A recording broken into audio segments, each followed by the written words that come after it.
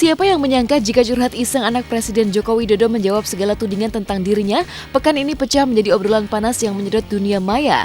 Ya, karena begitu banyaknya animo publik akan isi curhat Kaisang Pangarep sang putra bungsu Presiden Jokowi akan kehidupan sederhananya di Singapura, sampai-sampai video Kaisang tersebut diolah dan dijadikan lagu unik sehingga semakin booming menjadi trending topik di jagat maya. Sontak saja, sikap Kaisang yang menunjukkan kehidupan saja masih menggunakan kipas angin meski telah menjadi anak seorang presiden namun telah menjadi lagu remix berikut ini mencuatkan banjir komentar dari publik hingga selebriti.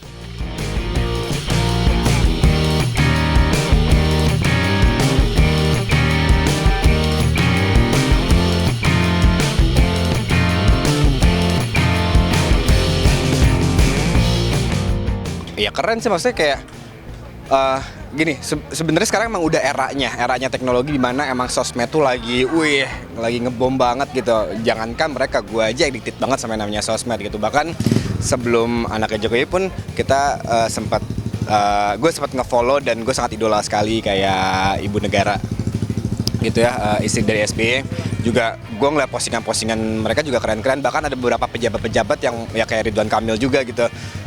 Ya itu, kayaknya sekarang emang eranya sosmed, eranya dimana mungkin mengenal lebih dekat pada mereka gitu. Jadi kita tahu tentang kesibukan mereka, tentang ya apapun yang mereka bisa inspirasikan buat kita.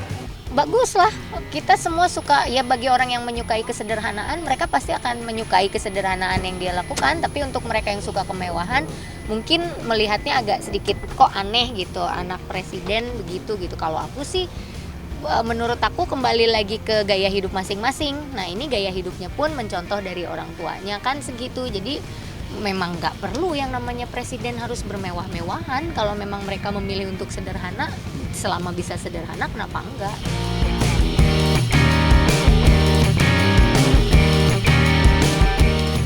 Dan tak tanggung-tanggung, hingga kini video pengakuan Kaisang yang diolah menjadi lagu remix itu pun mencapai angka 244.000 penonton dalam waktu kurang dari 1 minggu. Sungguh sebuah angka yang mampu mendulang kata wow sekaligus tanda tanya. Siapakah sosok di balik video yang sukses menyedot animo publik tersebut? Rupanya sang pengolah lagu olahan video Kaisang itu adalah seorang pemuda bernama Eka Gustiwana yang ternyata memiliki jejak prestasi mengejutkan. Pasalnya, jika waktu ditarik ke belakang, tak banyak yang tahu kalau Eka juga sukses mengulik booming perhatian publik lewat video parodi Demi Tuhan ala Arya Wiguna di tahun 2013 lalu. Dan kini lagi-lagi Eka mendulang sukses menyedot animo publik gara-gara tertarik oleh pengakuan sensasional Kaisang sang anak Presiden Jokowi yang bahkan membeberkan kamar sederhana yang dituding sebagai kamar pembantu berikut ini adalah kamar pribadinya selama menempuh studi di Singapura.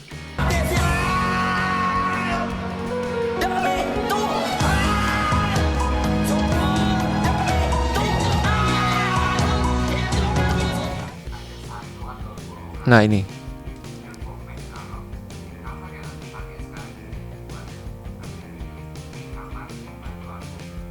jadi banyak hal-hal yang menyentil yang diucapkan sama Kaisang. Dan dia mengatakan bahwa bagaimana dia bisa bayar pembantu kalau sedangkan pembantu saja di tempat dia kuliah itu di Singapura aja cukup tinggi harganya. Jadi ya dia membalas komen-komen haters itu dengan seperti itu. Dan lebih seru lagi,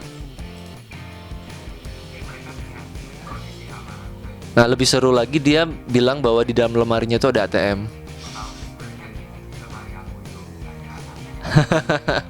Ini mulai nih, jadi sini saya mulai tertarik nih. Wah ini seru nih gitu loh. Setelah hadirnya YouTube dan video pertama saya yang viral, Arya Wiguna waktu itu, orang mulai bertanya-tanya siapa nih orang di belakang yang ngerjain Demi Tuhan, BBM campuran. Nah disitulah mulai karya-karya saya dikenal orang. Karena memang saya suka nyari orang-orang sensasional dan memang unik.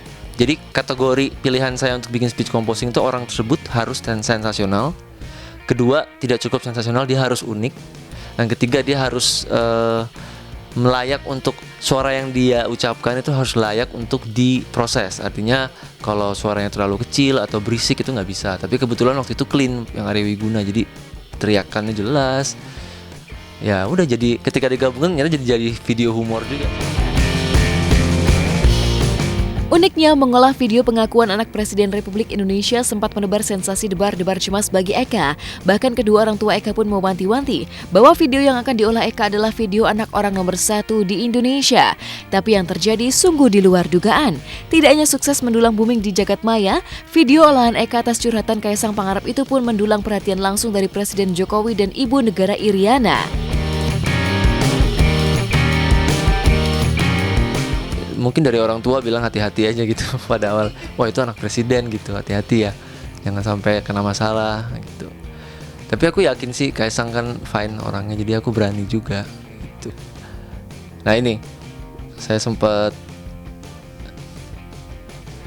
direct message, Kaisang menjawab, kayaknya sih iya, bapak ibu udah nonton, katanya lucu banget.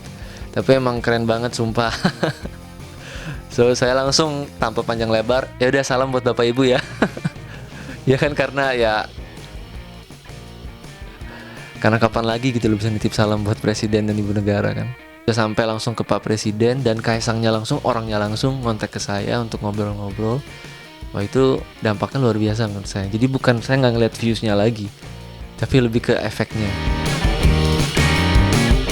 Namun jauh dari hingar-bingar kehebohan dan tanggapan khusus sang presiden, yang paling menjadi perhatian Eka sehingga nekat mengolah video pengakuan Kaisang menjadi lagu remix adalah pesan yang diurai Kaisang tentang hidupnya. Bahwa meski menjadi seorang anak presiden yang lekat dengan image bergelimang materi dan dimanjakan fasilitas serba mewah, tapi toh Kaisang mampu menjalani hidup sederhana karena niat hidup sederhana.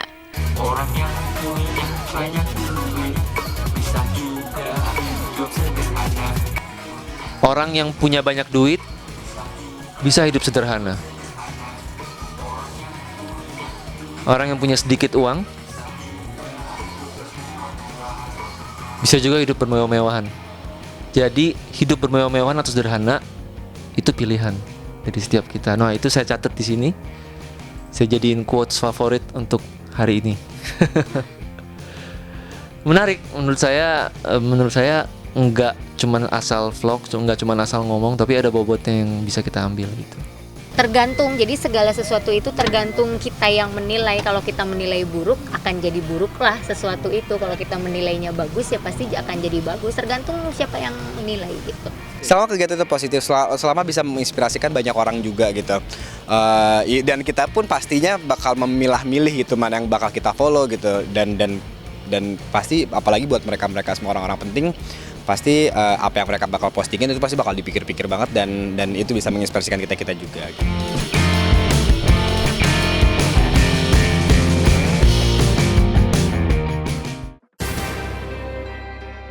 Memanjakan keluarga atas nama cinta, itu yang dilakukan Syahrini pekan ini di Jepang. Kabarnya Syahrini memanjakan sederet keponakannya berlibur ke Jepang dengan budget fantastis. Seperti apakah serunya liburan Syahrini bersama dengan keluarga? Benarkah ini momen liburan terakhir Syahrini sebelum menikah? Simak beritanya hanya di Hot Shot sesaat lagi.